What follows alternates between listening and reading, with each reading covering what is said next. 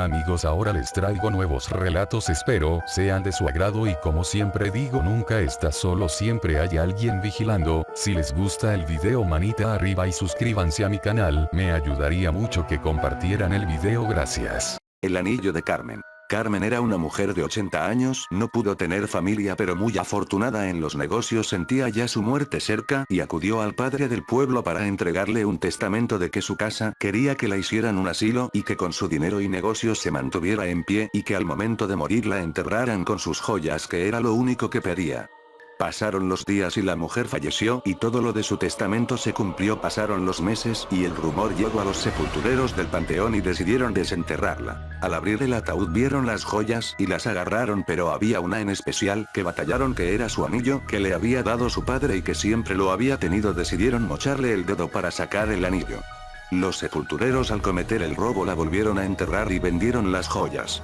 Pasaron los meses y llegó el Día de Muertos y en la iglesia había misa y el padre dice: los que se quieran confesar pasen. Entonces una mujer toda tapada de un velo negro entra y le dice al padre: ¿por qué lo hiciste? Eras el único que sabía eso. El padre incrédulo abre su ventanilla del confesionario y ve a Carmen con la cara llena de gusanos y enseñándole la mano faltando un dedo. El padre se quedó sin palabras y la mujer salió y se retiró.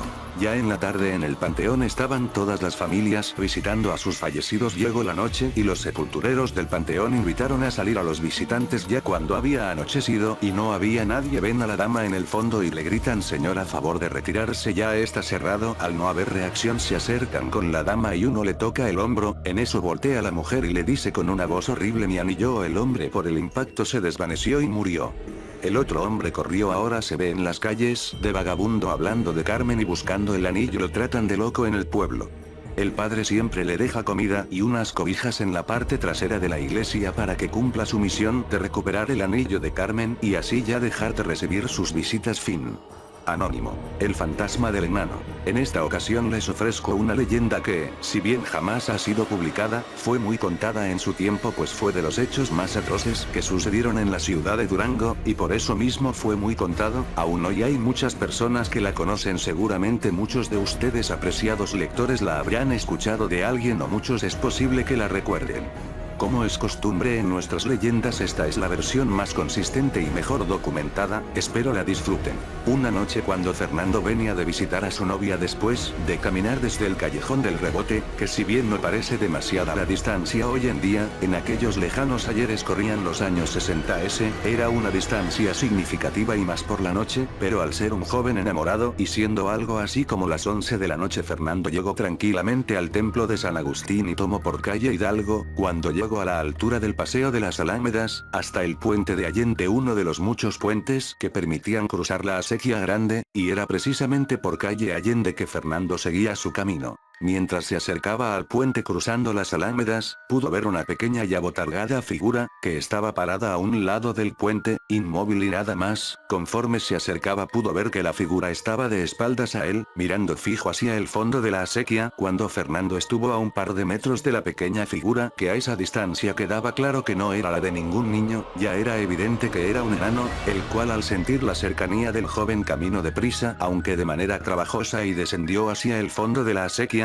Ya para ese entonces la acequia llevaba bastante agua, pero estaba en condiciones sépticas infames, y no era lógico que nadie bajara y menos de noche. Por eso Fernando se apresuró temiendo que el hombrecillo cayera hasta el fondo, pero al llegar a la orilla no pudo distinguir nada, ni escuchó ningún grito ni nada. Temiendo que el pequeño hombre pudiera estar inconsciente, el joven agudizó los ojos para acostumbrarlos a la penumbra. No pudo ver ni escuchar nada y decidió, búsqueda infructuosa, seguir su camino. Cuando cruzó el puente no pudo evitar, al estar a medio camino, asomarse a ambos lados con la esperanza de ver algo que explicara el curioso hecho, pero no vio nada. No fue sino hasta que caminó media cuadra por la calle Allende que tuvo el impulso de voltear hacia atrás, y allá en el puente pudo ver que la pequeña figura del hombrecillo, ahora de frente al pues, estaba exactamente en el mismo lugar, parado inmóvil y nada más. El joven no pudo evitar un escalofrío al verlo de esa manera, pero justo cuando lo estaban asaltando los temores, se consoló pensando que lo más probable era que quien se asustó fue el propio enano, y debió haberse escondido pensando que corría algún peligro frente a él. Ese pensamiento no solo lo tranquilizó, sino que incluso le arrancó una sonrisa, pensando en el mal rato que sin querer le habría hecho pasar al pobre hombrecillo mientras lo buscaba.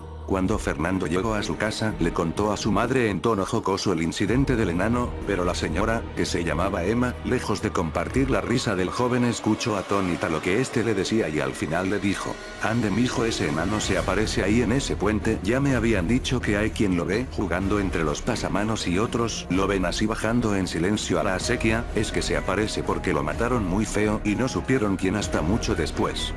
Fernando escuchó el relato y de repente empezó a sentir miedo de saberse tan cerca de un fantasma. En efecto, muchos contaban haber visto al enano del puente y todos sabían el horrible crimen del cual fue objeto. Esto fue lo que pasó.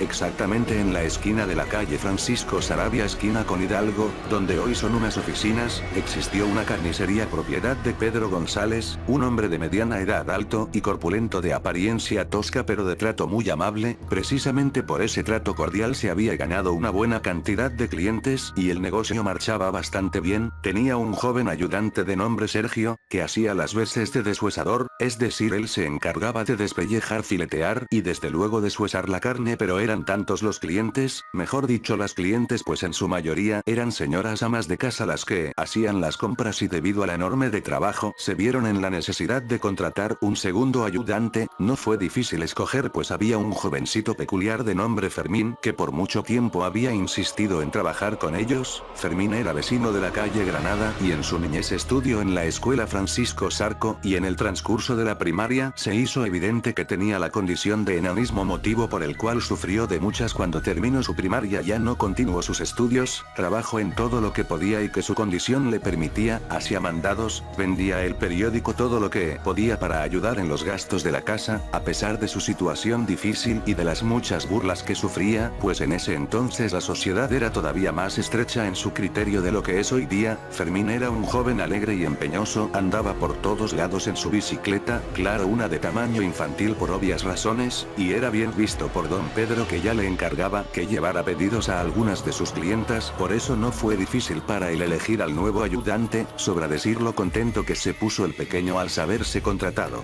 Los primeros días sufrió un poco para acostumbrarse a sus nuevas condiciones de trabajo, pero con unas cajas de refresco de madera que movía para todos lados rápidamente solucionó los inconvenientes. Además entró en la dinámica del trato amable y cordial que distinguía a ese negocio, y ahora el pequeño ya socializaba y despertaba la simpatía de la gente al ver su empeño en ser eficiente, y cariñosamente le decían el chaparrito. Por meses todo marchó viento en popa. La carnicería cerraba a las 5 p.m. y Fermín se quedaba a limpiar las sierras. La máquina picadora, que siempre tenía restos de carne molida, limpiaba los vidrios del enfriador y todo lo necesario para dejar todo impecable, por lo cual demoraba un par de horas más. Siempre se repitió la rutina hasta ese día fatal. Antes de terminar la jornada le fueron a avisar al pequeño Fermín que su abuela estaba enferma y don Pedro lo dejó salir temprano. Una vez que Fermín constató que no era nada grave, viviendo que eran algo más de las 6 de la tarde, le pareció buena idea regresar a la carnicería para limpiar todo, y así lo hizo. El pequeño ya tenía su propia llave, pues era siempre el primero en llegar y el último en salir, y don Pedro, aunque bonachón, era muy celoso en cuestiones del dinero y nunca dejaba nada de efectivo, por eso no había mucho problema en confiarle la llave a sus empleados. Fermín entró a la carnicería, pasó detrás del mostrador y antes de encender las luces para comenzar se amarraba a las espaldas su pequeño mandil. Escuchó voces en la parte de atrás del lugar, sigilosamente se acercó y al asomarse al cuarto de al final descubrió a su jefe en pleno idilio carnal con una vecina y clienta, señora casada y de reputación intachable, esposa de un abogado que vivía apenas a un par de calles del lugar. El momento fue desastroso. La primera en reaccionar fue la mujer, que agachada como si quisiera meterse bajo la tierra salió deprisa con la ropa entre sus manos, salió del cuarto, se vistió rápidamente y huyó del lugar, mientras el pequeño Fermín estaba atónito y profundamente preocupado sin saber qué hacer, hasta que su jefe terminó de vestirse y le dijo: ¿qué estás haciendo aquí? y Fermín quería explicarle pero no activa a articular palabras por los nervios, y en un momento que le dio la espalda Pedro tomó el martillo de madera para ablandar la carne y le descargó un duro golpe en la nuca al enano que cayó inconsciente al piso. El hombre estaba desesperado al saberse descubierto, y había golpeado al enano por impulso, asustado por las consecuencias que tendría para todos el saberse su aventura. El marido seguramente los encarcelaría por adulterio o peor aún, lo mataría. Su vida misma estaba en juego, su vida estaba en las pequeñas manos del enano, todo dependía del silencio de ese pequeño que yacía inmóvil en el piso, así que decidió encargarse él mismo de asegurar ese silencio. Tomó un cuchillo delgado y largo para filetear, volteó al pequeño cuerpo y le atravesó el corazón. Un espasmo y pequeños temblores para después sentir el cuerpo flojo le indicaron que el pequeño había muerto. Lo demás fue monstruoso, pues el hombre entró en una espiral descendente de desesperación y ansiedad de deshacerse del cuerpo del único testigo. Le quitó la ropa tras otro, quitó los jirones de piel, y después lo desmembró. En solo unas horas el cuerpo del pequeño se transformó en trozos de carne desnuda y sanguinolenta de aspecto muy similar a los que ahí se vendían. Era una escena monstruosa ajena a cualquier límite de humanidad. El piso completamente ensangrentado, la sierra fue utilizada para destazar al pequeño. El hombre se encargó en desaparecer cualquier rastro humano del pequeño cuerpo, y al mismo tiempo él mismo se despojó de cualquier rastro de humanidad.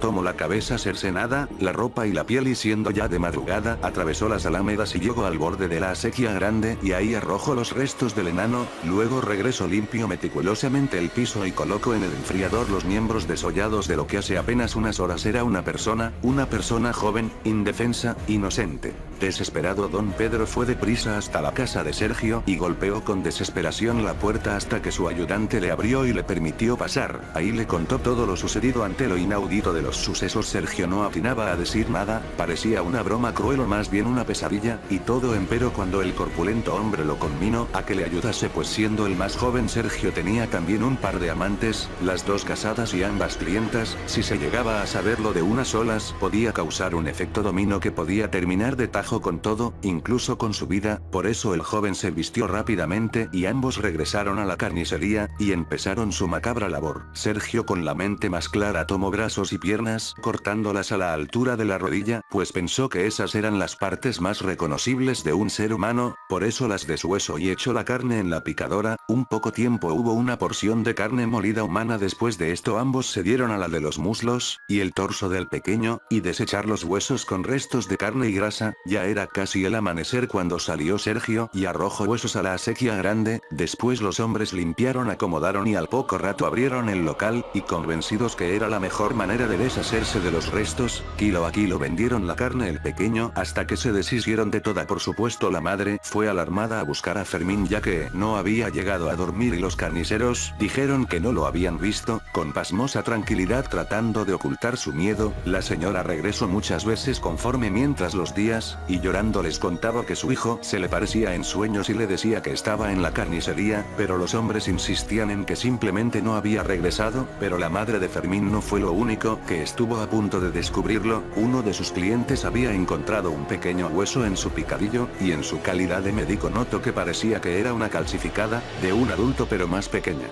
Por supuesto que esto fue suficiente para que el doctor los enfrentara, pero tan asqueroso hallazgo. Pero Sergio pudo salir bien librado, pues alegó que el enano se había lastimado mientras ponía la carne en la picadora, y quizá esa lesión en sus dedos había sido la causa que dejara el empleo, y por eso ya no había regresado. A pesar de esos incidentes, el crimen quedó impune. Pasaron los días, luego los meses, y todo parecía regresar a su curso normal, los carniceros atendiendo amablemente a sus muchas clientas. Solo la madre de Fermín era la única que no encontraba paz ni sosiego, y además cada vez eran más las personas que aseguraban ver un enano que era una aparición, ahí en el puente de la calle Allende. Quizá estaba tratando de decirles algo. El crimen hubiera quedado impune, si no fuera porque un día un grupo de policías investigaba el robo de ganado y sospechaban que las reses desaparecidas habían sido vendidas en canal a las carnicerías de la zona, y entraron hasta la carnicería de don Pedro para preguntar si no les habían ofrecido producto sospechosamente barato. Pero cuando Sergio vio entrar a los uniformados, de inmediato exclamó: yo no maté al enano, fue mi jefe.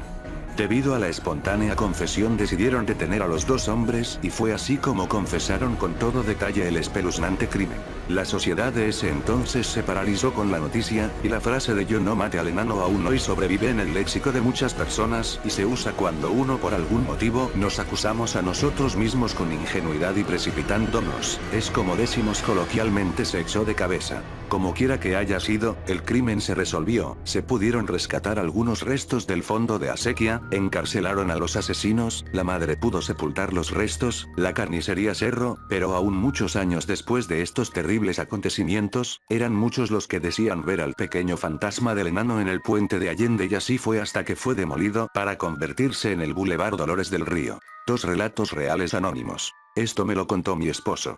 Cuando él tenía como 12 años, dice que después que salían de la escuela se juntaban en la casa de un amigo varios de ellos.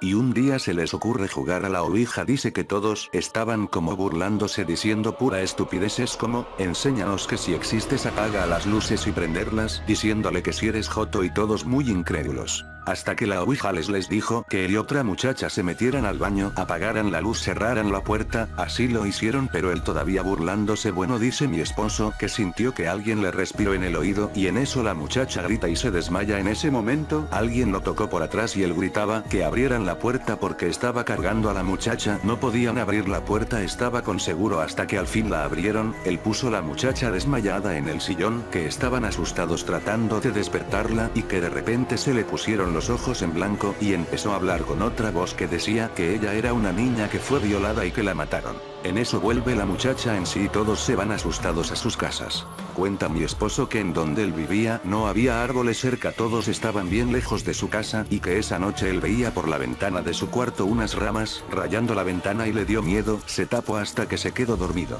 En la mañana vio su ventana como si la hubieran rasguñado toda.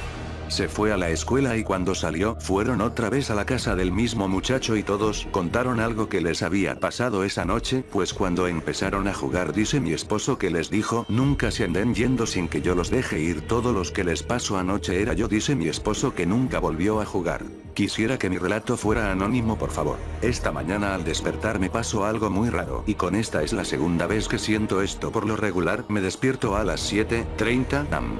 A las 7 am mi esposo me manda un mensaje y despierto, estoy acostada boca abajo, buscaba mi celular, en eso escuché un ruido muy fuerte aquí en mi cuarto, como si alguien hubiera entrado, y rápido sentí como se subió a mi cama. Yo tenía mis ojos abiertos pero no podía moverme, era como si algo muy pesado estuviera arriba de mí, sentí como jalaba mi colcha y solo escuchaba una respiración muy fuerte. Lo único que podía hacer era orar, pero ni eso podía, me temblaba hasta la boca, no podía hablar, en mi mente solo aclamaba a Dios. Despertar si en verdad era un sueño, tengo un abanico directo en mi cara y sentía como se ponía enfrente de él porque prácticamente me tapaba el aire.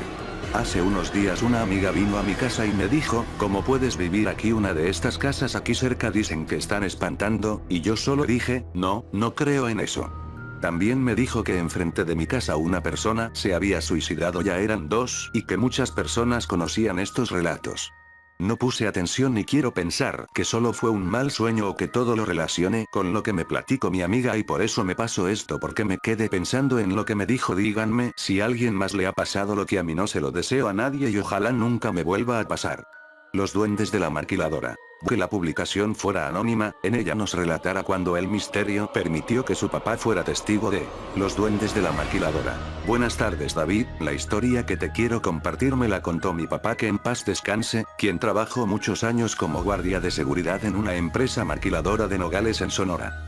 Él se sentía a gusto en ese trabajo, lo único que no le gustaba era hacer los rondines solo cuando le tocaba el turno de noche. En una ocasión, mientras hacía el turno de noche, cerca de las 2 am, salió a dar un rondín por la fábrica para vigilar que todo estuviera en orden. Mi papá me contó que de repente empezó a escuchar muchos ruidos, era algo raro, pero él se imaginó que ese ruido se producía por efecto del eco de las máquinas de la maquiladora que estaban encendidas las 24 horas del día. Sin embargo, pasó algo muy raro a lo que él no le había hallado explicación. Él vio cómo se movían unas cajas llenas de cableado, dichas cajas eran muy pesadas, no era posible que alguien estuviera moviéndolas. En eso llegó un compañero que vigilaba afuera de la fábrica, él le indicó que tenían que llenar el reporte para el cambio de turno, así que se fueron a la caseta de vigilancia. Mi papá no le dio mayor importancia a lo que había visto y se olvidó del asunto. Pasaron algunas semanas de esa experiencia y llegó el día en que la fábrica le haría la posada a los empleados, para lo cual hicieron un espacio ahí mismo dentro de la fábrica, para meter algunas sillas, mesas y usar un espacio como pista de baile.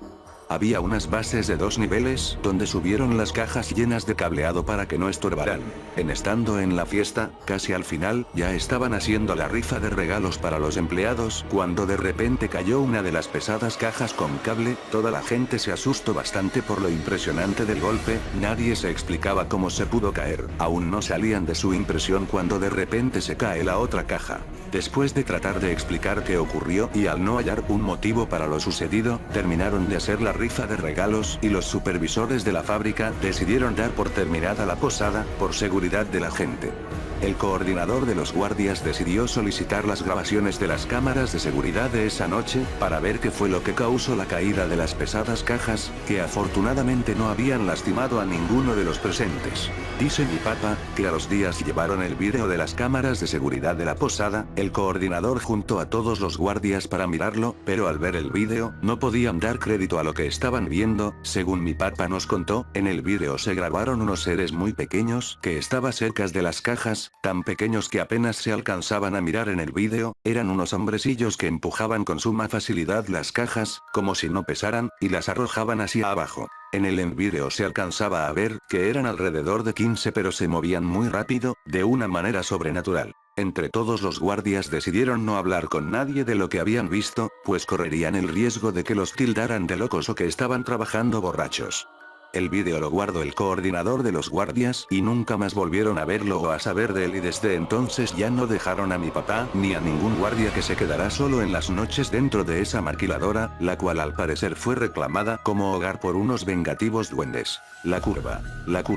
Relato basado en una leyenda urbana de Guadalupe NL. Por Eduardo Liñán. El área de La Pastora, actualmente es una zona urbanizada, muy transitada en Guadalupe, muy cerca de las faldas del Cerro de la Silla, sin embargo hace años era un lugar deshabitado con grandes extensiones de terrenos baldíos y regiones boscosas donde era común que las personas fueran de excursión o de días de campo familiares. Una de esas excursiones se tornó en tragedia cuando 2 desafortunadas adolescentes fueron secuestradas y asesinadas en extrañas circunstancias, ellas habían llegado a ese lugar junto con otras jóvenes de su edad. Durante la convivencia decidieron irse a explorar la zona boscosa ellas solas y sin avisarle a nadie, pasó el tiempo y les cayó la noche en aquel lugar, intentando desesperadamente encontrar un camino de salida y solo se encontraron con la muerte. Se hizo una búsqueda para localizarlas y un día por fin fueron halladas en un paraje muy cerca de la curva de La Pastora, habían sido brutalmente ultrajadas y asesinadas. La noticia se corrió rápidamente por toda el área de Monterrey, en donde se hicieron muchas pesquisas para lograr dar con los perpetradores de este sangriento y cruel crimen que cimbró a la sociedad en aquellas épocas. Nunca pudieron dar con los responsables y el crimen de las jovencitas quedó sin resolver. Con el paso del tiempo y el crecimiento de la población, el área de La Pastora comenzó a crecer y urbanizarse, esto trajo consigo que muchos vehículos y transportes públicos pasarán por la zona, es aquí donde la leyenda de las niñas de curva comienza a cobrar fuerza. Comenzaron a surgir testimonios y pláticas entre la gente que sugerían que las jóvenes se aparecían en este lugar, asustando a los conductores y provocando accidentes no fatales por la impresión de verlas de pronto por el retrovisor o atravesadas en el camino. Taxistas y choferes de autobús han sido los que más contacto han tenido con estos fenómenos. Un chofer de autobús urbano regresaba a la base después de terminar su turno, serían las 8 p.m. y el sol había caído, la oscuridad se cernía sobre los picos del Cerro de Silla y se comenzaban a ver las luces de cientos de autos que cruzaban la avenida. Al dar la vuelta en la curva, las luces del autobús iluminaron a un par de jovencitas que le hicieron la parada, el chofer hizo un ademán con las manos de que ya no iba y siguió su curso. Después de un rato algo llamó su atención en el retrovisor, era la imagen de las jovencitas que había visto en la curva, sentadas en la parte trasera del vehículo, observándolo fijamente y vestidas con su uniforme escolar. Al verlas el chofer frenó intempestivamente y dio un volantazo que casi lo hace estrellarse con una guarnición. Volteó para buscar a las jóvenes y estas habían desaparecido. Otro escalofriante testimonio es al que envuelve a un trasnochador cuyo vehículo se descompone al dar la vuelta en la curva. Sería la 1 de la madrugada cuando el conductor, agobiado y cansado, decide bajar de auto, tomando las precauciones necesarias para evitar que otro vehículo colisionara con él al dar la vuelta en esa curva. Puso señalamientos y sacó su herramienta para ver si podía arreglar la falla, la cual parecía ser eléctrica. Estaba concentrado tratando de quitar los cables de la batería de su auto cuando de reojo ve que se paran dos personas repentinamente a un lado de él. Al voltear no pudo evitar soltar un grito de la impresión de ver a dos jovencitas paradas junto a su carro y tomadas de las manos. Llevaban lo que parecía un uniforme escolar y miraban fijamente al hombre con una mirada perdida. ¿Qué hacen a estas horas aquí? ¿Dónde están sus papás?, preguntó el hombre con extrañeza. Pero en vez de obtener alguna respuesta, el rostro inexpresivo de las jóvenes comenzó a cambiar, mostrando una mueca de tristeza y dolor acompañado de un gesto de llanto. La sorpresa y el miedo del hombre fue mayúsculo cuando ante sus ojos estas apariciones simplemente desaparecieron. El hombre aterrado huyó de aquel sitio corriendo hacia la avenida y buscando ayuda. Otro evento que marcó la leyenda fue un extraño accidente que ocurrió en ese sitio.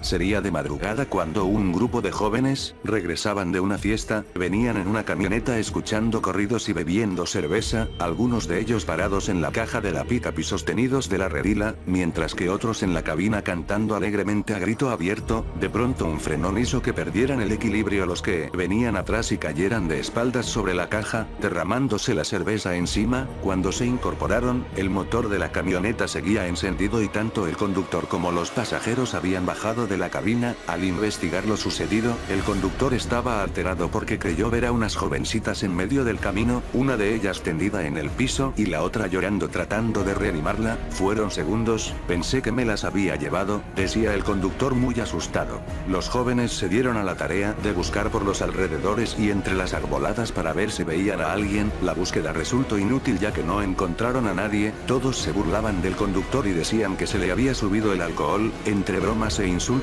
decidieron seguir su camino, manejando otro joven. Los que venían atrás comenzaron a bromear entre ellos por el hecho sucedido, y mientras le daban un sorbo a la cerveza, escucharon tras de sí unas risitas infantiles que los hizo voltear. Había unas jovencitas apoyadas en la tapa de la caja y viéndolos fijamente. Los jóvenes se quedaron paralizados y comenzaron a temblar, palidecieron cuando desaparecieron repentinamente. Unos instantes después un segundo enfrenón y un giro inesperado hizo que la camioneta saliera del camino y se estrellara con un poste. Los jóvenes de atrás, gracias a que venían aferrados de la redila, lograron evitar salir expulsados por el impacto. Todos bajaron golpeados y aturdidos para auxiliar a los de atrás. Afortunadamente solo habían recibido algunos golpes y contusiones. Todos estaban aterrados e impresionados no solo por el choque, sino porque el conductor escuchó de pronto unas risillas a un lado de él. Volteó unos instantes para observar y vio con horror el rostro de una niña asomado en la ventanilla, que lo impulsó a dar un volanteo y hundir el pie en el freno.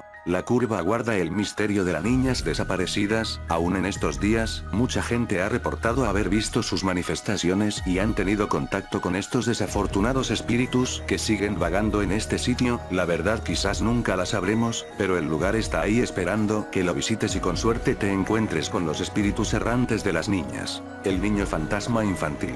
Hola. Quisiera que mi historia fuera anónima, por favor. Todo comenzó cuando mi mamá era joven. Ella vivió con su abuela y hasta los 16 años se mudaron ella y sus hermanos con sus papás. Ellos dormían en el segundo piso. A ella se le empezó a aparecer un niño que le decía que la quería mucho y que se la quería llevar con él. Mi mamá gritaba y a todos les contaba. Desde ahí hasta la fecha nunca sube sola al segundo piso de casa de mi abuela, pero el niño se siguió apareciendo en casa de mi abuela. Mi mamá se casó y nos tuvo a mi hermano y a mí me contaban que se aparecía un niño en casa de mi abuela, pero hasta ahí. No fue hasta que me hice adolescente, todos me dicen que me parezco a mi mamá mucho, que empecé a escuchar cosas. Yo vivía en San Nicolás y nos mudamos a Guadalupe, muy cerca de casa de mi abuela. Entonces en mi casa empecé a escuchar ruidos, risas, que corrían descalzos y decían mi nombre. Entonces una noche empecé a escuchar risas de un niño en la noche y me hablaban. Al abrir los ojos lo vi, un niño de 6 años, vestido de blanco, sonreía y se veían las cuencas de sus ojos y yo no podía gritar, moría de miedo. Después desapareció. Al otro día le conté a mi familia y mi hermano empezó a insultarlo. Esa noche lo asustó tanto que fue a mi cuarto pidiéndome que si se podía dormir conmigo. Desde ahí me creyó. Le gusta aparecerse en cualquier momento. Cuando me peleaba con mi ex afuera de mi casa, él sentía que lo pellizcaba y le aventaban vasos, lápices o lo que estuviera cerca. Terminamos porque esa relación era muy pesada. Después de unos años empecé a salir con mi ahora novio y llegué tarde, para ser precisa después de las 3 años, entré al baño del piso de abajo y tenía la puerta abierta y escucho que corren arrastrando algo en el segundo piso. Me asusté pero lo ignoré, entonces escucho que vienen bajando brincando las escaleras, escalón por escalón, y ahí me quedé pasmada. En eso escucho que brincan el último escalón, el baño está al lado de las escaleras. Muy valiente yo volteo a ver hasta la mitad de la puerta y no vi nada. Escucho que se ríe muy cerca. Al ver el marco de la puerta en la esquina derecha superior veo su cara y... Pegué el grito en el cielo y azoté la puerta. Del miedo no salí del baño hasta después de las 6 que me di valor. Hace travesuras y ya toda mi familia lo ve como algo cotidiano en mi casa, hasta mi novio lo ha visto.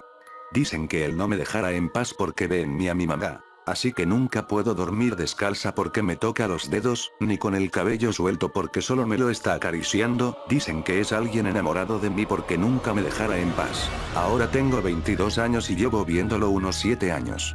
Tengo un perrito pug que me regalaron el año pasado y al principio escuchaba que jugaba con el niño, pero de unos meses hacia acá, mi perrito lo ve y empieza a ladrar como loco o llora intentando decirme algo. Hace algunos días estaba en mi cuarto con mi perrito y él se quedó ladrando a la puerta y hasta se quedó dormido en la puerta para que según él nadie la abriera. Una noche. Hola chicos, me llamo Fátima, actualmente vivo en Quito, Ecuador.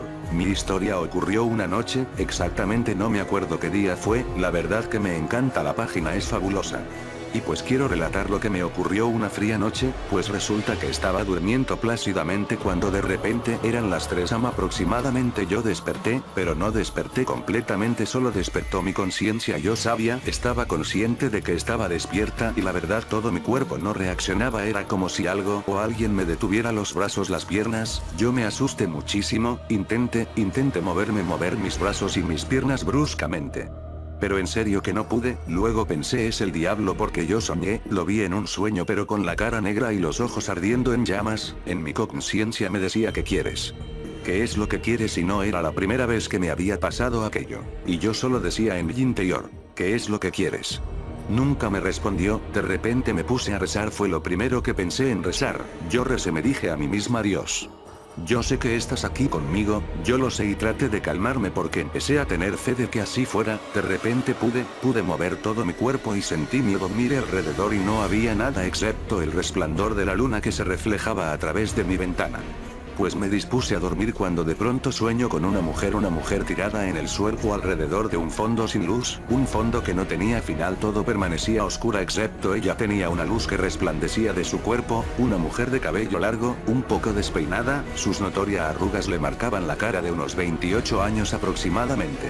Ella gira su cabeza tan bruscamente hacia mí y empieza a gritar pidiéndome ayuda. Como es de imaginar, yo desperté asustada. Después no recuerdo qué pasó exactamente, creo me volví a dormir hasta el día siguiente y se lo conté a mi mamá. Me dijo que tenía que rezar y ver muchas películas de terror. A la mañana siguiente mi hermano relató que él también había soñado, pero según él, soñó con Dios.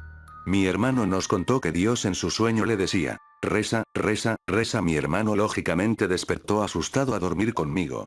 La verdad nunca pensé que eso pasaría en nuestra casa, pero bueno, les cuento que mi familia y yo tenemos casa propia. Mi mamá relataba de manera específica que mientras construían la casa uno de los obreros murió ahí, pero bueno, no tomé aquello en cuenta, no le di importancia, solo me sorprendí un poco. La verdad es que nunca pensé que sentiría esa, y no solo me pasó una vez, fueron varias veces. Un día estaba en Facebook, de repente fue el destino, no sé qué fue, pero me encontré qué significa ese fenómeno que me había pasado aquella noche, y resulta que aquello se llama parálisis del sueño. Es cuando tus neuronas están activas, todo tu cerebro, pero la parte en la cual maneja el control de cuerpo estaba adormecida todavía. Pero no me explico si yo tuve parálisis del sueño entonces, ¿por qué vi todo eso? Bueno, espero sus comentarios.